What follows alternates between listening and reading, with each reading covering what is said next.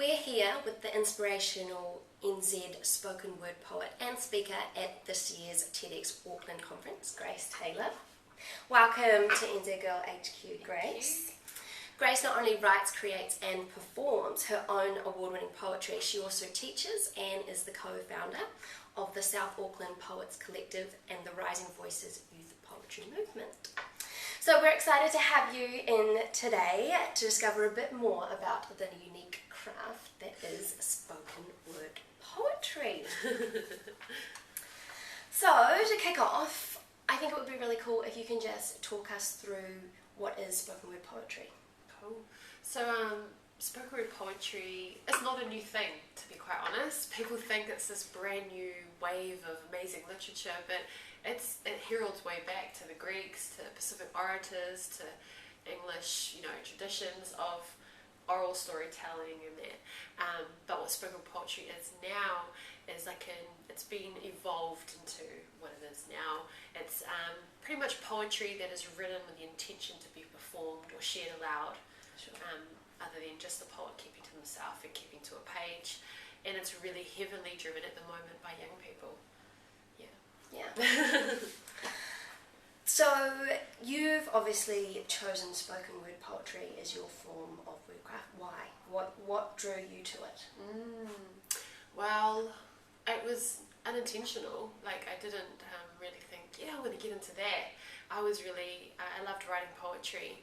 And I never really had the intention for it to be heard by anyone. Maybe be published one day was a dream, but I love it because I believe in the power of words. I believe in you have an idea, you have some thoughts, you're creative or whatever in your mind and on a page, but there's this whole other level that comes when you share it out loud.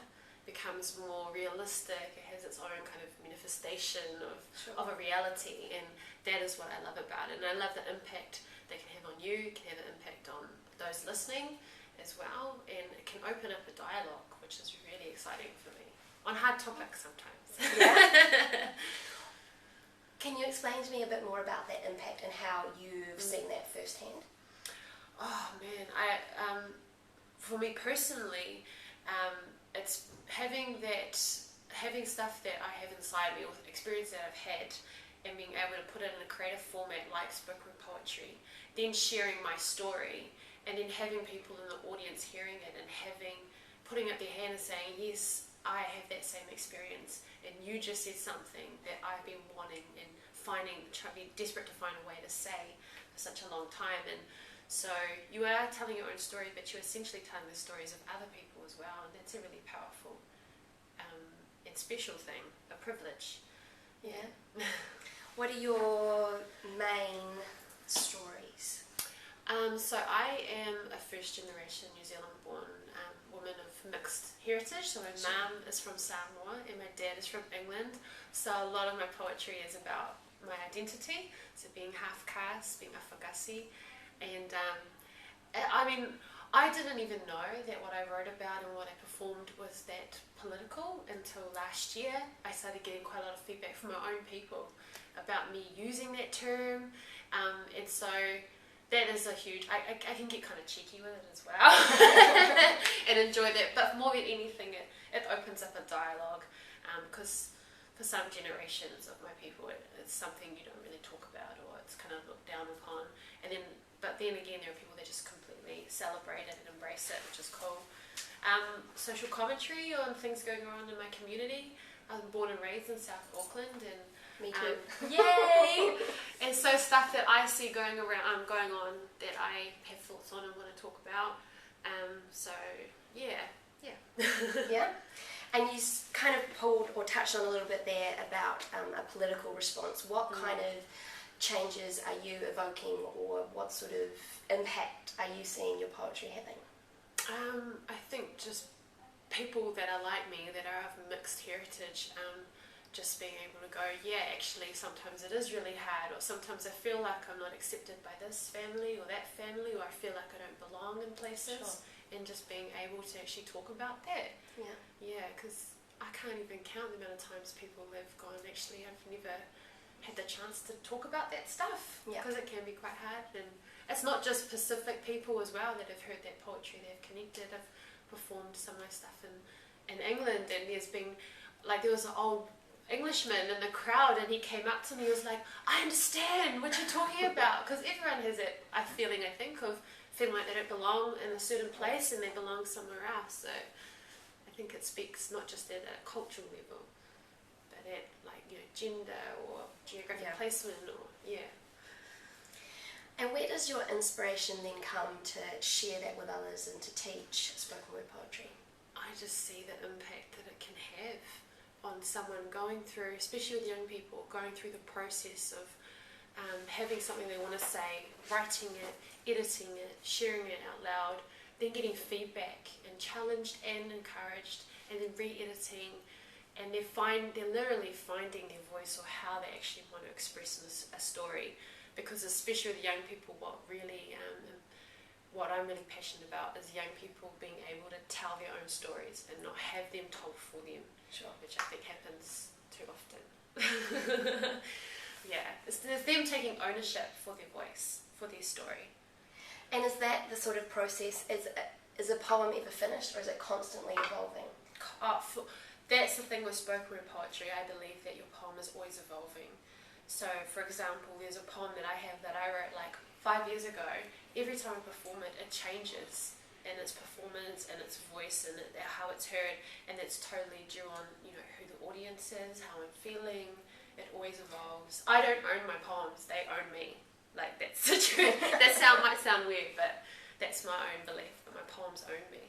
And so there's no rules to creating one. It's just there is this traditional thought, I guess, of, poetry. There's this way, there's this format, whatever. But I think you make up your format. You make up the style you want to do. So could it completely change when you're standing up on stage? Yeah. And whatever. It's just how you're feeling that night. Totally. Yeah. Totally. Yeah. How often are you performing your poems? Quite often. I've done quite a few lately. I'm at the moment doing quite a few workshops, and it's kind of my thing that takes up most of my time. But quite often. Yeah. Poetry. And you said you've performed as far as London. Where else have you? We were in USA last year, so in Wisconsin, New York, and LA. Wow. And we're heading. My partner and I, who's a poet as well, we're heading to Australia in October. We've done workshops and performed in Samoa and Fiji. So aim is just to get more out there, taking our story and voice outside into the international arena is a big thing for us, big goal. So would you say that's your end goal? I don't like to say I have end goals. It might sound cheesy, but I don't ever want to be successful. I want to be always succeeding. But, that's pretty inspirational. Otherwise, I'll just be bored. I need challenge. So, would your trip to Aussie be your next challenge then? Yes, it is. It's a big move for myself and my partner. We're doing a set where we're moving kind of into poetry theatre. Sure. So we're going to have crafting our first sort of 30-minute poetry theatre piece that we'll be doing. So that's really exciting because we're creating the content and the poetry, but we're going to involve movement workshops and things like that. So getting a bit more, experimental, but still relatable. It's important. And so TEDx Auckland is this weekend. Yes. How are you feeling? I'm excited and I'm nervous, and it's good, I need to feel nerves, but I'm really excited because I have a surprise at the end. Ooh. I can't say, I don't think. Can you touch on what you'll be covering on? I'll be covering pretty much why I do what I do, what is the heart of what grabs me about spoken poetry and why bother teaching it, because honestly, I had a full-time, really good paid, consistent job, a consistent income for the last 7 years, and then this year I left my job and the security and safety of it and pursuing poetry and teaching it as a full-time thing. So if not for the audience and for myself, it's good to affirm, why did I do this? Why put my family in a live by the week situation?